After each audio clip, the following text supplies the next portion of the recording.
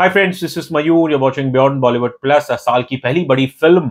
Release हो चुकी है सुपरस्टार ऋतिक रोशन की फाइटर। आज इसी पे बात होगी, लेकिन उससे पहले जल्दी से हमारे चैनल को सब्सक्राइब कीजिए अगर आपको ऐसे ही अच्छे अच्छे रिव्यूज चाहिए। Film fighter directed by Siddharth Anand. This is the third collaboration between Siddharth Anand and Hrithik Roshan after bang bang and war.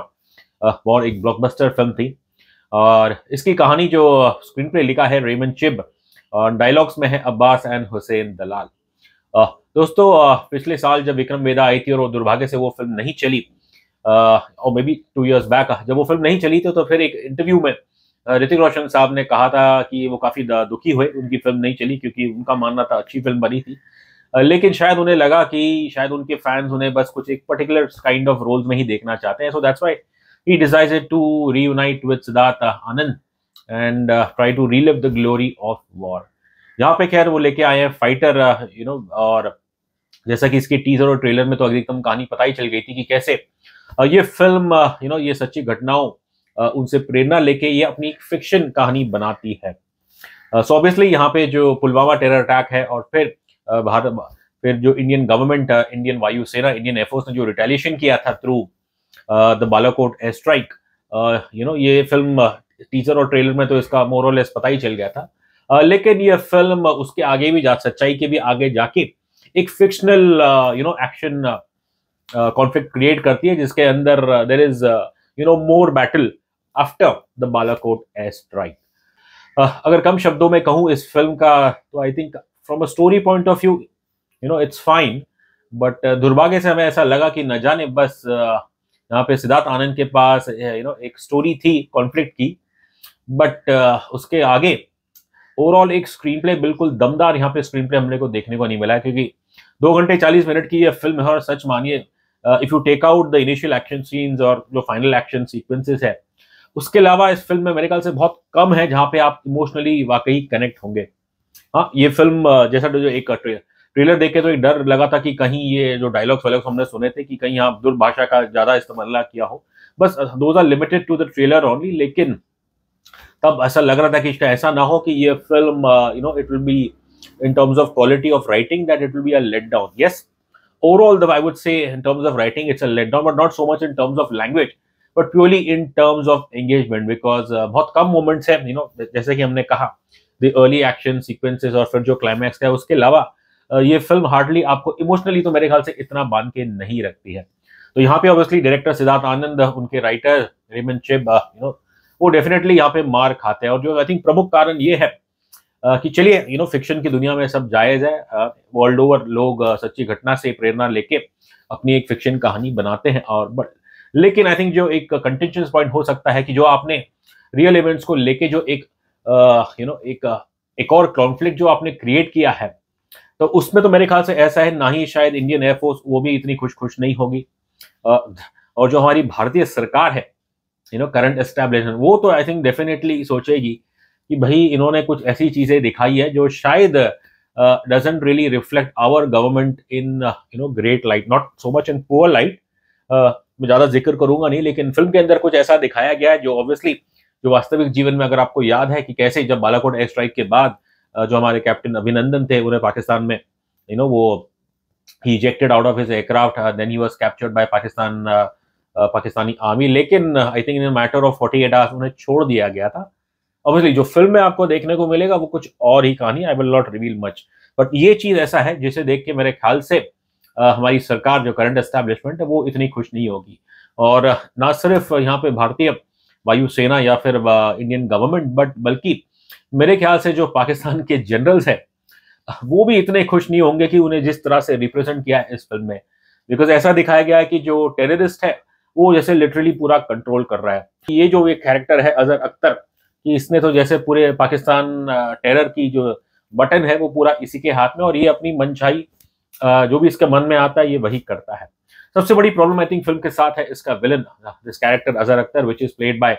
A young actor called Rishabh Sawhney. अब देखने में तो ये ऐसे लगता है जैसे कोई high profile Bandra gym celebrity gym के ये इंस्ट्रक्टर है,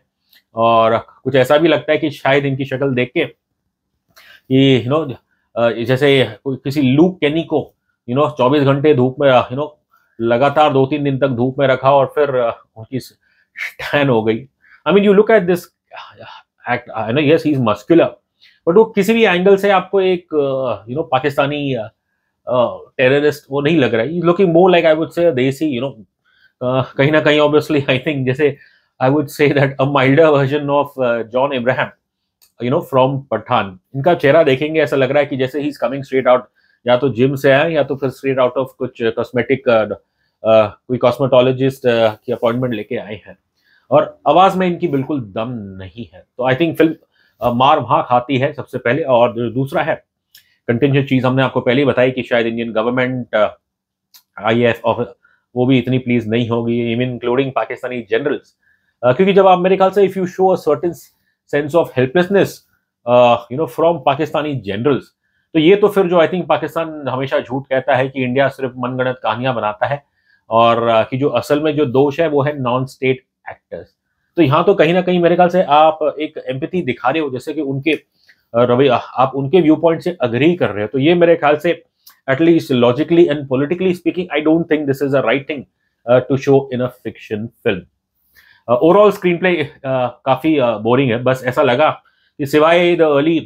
कॉन्फ्लिक्ट जो थी, एक्शन और फिर जो क्लाइमैक्स है, इसके अलावा मुझे नहीं लगता सिद्धार्थ आनंद के पास कोई ढंग का स्क्रीन प्ले था। बस 2 घंटे 40 मिनट की फिल्म है, और नाउ आई थिंक जबरदस्ती इसमें सीन थोपे गए हैं। आई थिंक दीपिका पादुकोण, ऐसा लग रहा था कि शायद उनका एक बस मैंडेटरी रोल होगा इसमें, बट लेकिन उनके कैरेक्टर को लेके दैट्स मीनल, वो भी एक स्क्वाड्रन लीडर है, और उनकी एक बैक स्टोरी दिखाते हैं, और फिर उनका एक पर्सनल एलिमेंट है। आई थिंक वो सब हमें ओवर स्ट्रेस लगा, बिकॉज जरूरत नहीं थी। ये फिल्म ऑब्वियसली आपके जो मेन हीरो है शमशेर गिल, यहाँ पे आई थिंक एक चीज इंटरेस्टिंग ये है कि जो 2 रिप्रेजेंटेशन है 2 प्रिंसिपल कैरेक्टर्स का, जिसमें हमारे शमशेर गिल है, ऋतिक रोशन एंड मीनल दीपिका पादुकोण। अब obviously they both come from humble backgrounds, और तो वो सब चीजें खैर ठीक है, लेकिन थ्रू आउट आई वुड से in terms of their personal this, उसमें हमें कोई इतना इमोशनली कनेक्ट किया ही नहीं। अब बस ऐसा है कि ये लड़की शमशेर को पसंद करती है, लेकिन Shamsher has a slightly tragic past, जिसके कारण ऑब्वियसली अब उनकी जिंदगी जो है वो बस इंडियन एयरफोर्स ही है। Too much time is I think is wasted on the personal side, और जब होता वही है कि आपके पास मजबूत स्क्रीन पे ना हो, और फिर आप ऑब्वियसली चीजें थोपते हैं अपने स्क्रीन प्ले में, और वही सेकेंड हाफ के बाद देखेंगे कि कैसे शमशेर गिल उन्हें सस्पेंड कर दिया जाता है। फिर वो Hyderabad, he is assigned to be a flight instructor in Hyderabad. वहां जाके कुछ 1-2 ऐसी चीजें लोग दिखाते हैं जिनका मैं जिक्र नहीं करूंगा, बट आई डोंट थिंक उसे उस चीज को देखने में दर्शक को इतनी इंटरेस्ट होगी, बिकॉज इमोशनली ये scenes the personal side and all that personal struggle, वो सब इमोशनली तो हमें तो उसने बिल्कुल बांध के नहीं रखा है। अब दुर्भाग्य की बात यह है कि even though the opening early action sequences से वो मेरे ख्याल से ठीक थे, लेकिन जो मेन क्लाइमैक्स एक्शन सीक्वेंस है ऑब्वियसली उसके अंदर एक एयर कॉम्बैट तो है ही, बिकॉज अदरवाइज आप अपने फिल्म का नाम फाइटर क्यों रखेंगे। लेकिन जो फाइनल एक्शन है बिटवीन हमारे शमशेर गिल पैटी और एंड दिस टेररिस्ट, वो तो बस एक ब्रॉल कहूंगा, it's like a fist fight, और उसमें भी मतलब काफी मेरे ख्याल से थोड़ा मेलोड्रामेटिक लगता है। तो जहां हमें उम्मीद थी कि शायद जो बीच पोर्शन है कि उसमें इतना मजा नहीं आ रहा है, बट उम्मीद की जा रही थी कि जो फाइनल एक्शन सीक्वेंस होगा वो अच्छा होगा, लेकिन वहां पे भी ये फिल्म हमें नाराज करती है। अब एक्शन का तो खैर ये तो हमने फिल्म 2D में देखी, तो इतना कुछ हमें इंप्रेसिव नहीं लगा। मे बी शायद 3D में ये चीज visuals they are definitely enhance, but overall अगर आप देखें एक्शन सीक्वेंसेस वो कुछ हमें इतने खास नहीं लगे। बस I think the concern thing इस चीज में है कि जो लीडिंग एक्टर्स है ऋतिक, दीपिका एंड अनिल कपूर, जो ऑब्वियसली इनके who is playing the boss of Shamsher Gill, हाँ इन तीनों का काम मैं कहूंगा अच्छा है। इट्स नॉट बेहतरीन तो नहीं है और ना बुरा नहीं है, लेकिन इट्स आई वुड से बेसिक काम किया है। और खैर अच्छी बात यह है कि अनलाइक पठान जहाँ पे ठूस के आई थिंक मेलो ड्रामा और फिर सभी लीड्स ने एटलीस्ट पर्सनली मुझे काफी डिसअपॉइंट किया था, यहाँ पे I would say that Hrithik Roshan, Deepika, the director is successful in getting a decent effort out of his leading protagonist. बस वही है, यदि आपके पास कम से कम एक मजबूत विलन होता तो शायद फाइटर का कुछ और अनुभव होता, बट फिलहाल दुर्भाग्य से कहना पड़ेगा फाइटर इसने इस फिल्म ने तो हमें काफी डिसअपॉइंट किया है। म्यूजिक थोड़ा बहुत ठीक है, और खासकर जो ऋतिक का जो इंट्रोडक्शन में Hrithik not necessarily introduction scene, but जब फिल्म की जो टाइटलिंग आती है आई थिंक वो कुछ 5-10-15 मिनट के बाद आती है, और उसमें जो एक गाना बजता है हीरिए आसमानी, वो गाना अच्छा है, उसके बीट्स अच्छे हैं। और फिर जो वंदे मातरम जो ओरिजिनल ऑब्वियसली संस्कृत वाला है, उसका एक स्लाइट डिफरेंट वर्जन हमको यहाँ सुनने को मिलता है फाइटर में। एटलीस्ट कम से कम मेरे ख्याल से this Vande Mataram from Fighter is miles better than A R Rahman Vande Mataram, जो पर्सनली मुझे इतने सालों से कभी अच्छा नहीं लगा है। फिल्म ऑब्वियसली मेरे ख्याल से 2 घंटे 40 मिनट काफी लंबी है, जब आपके पास मटेरियल नहीं था तो जबरदस्ती फिल्म की लेंथ बढ़ाने का कोई फायदा नहीं था, बिकॉज ऑडियंस काफी बोर हो गई। एंड हाउ गुड और bad this film is, we are a critic की अपनी राय होती है, लेकिन जब हम थिएटर से निकले तब हमने कोशिश की कि किसी एक से तो पूछा जाए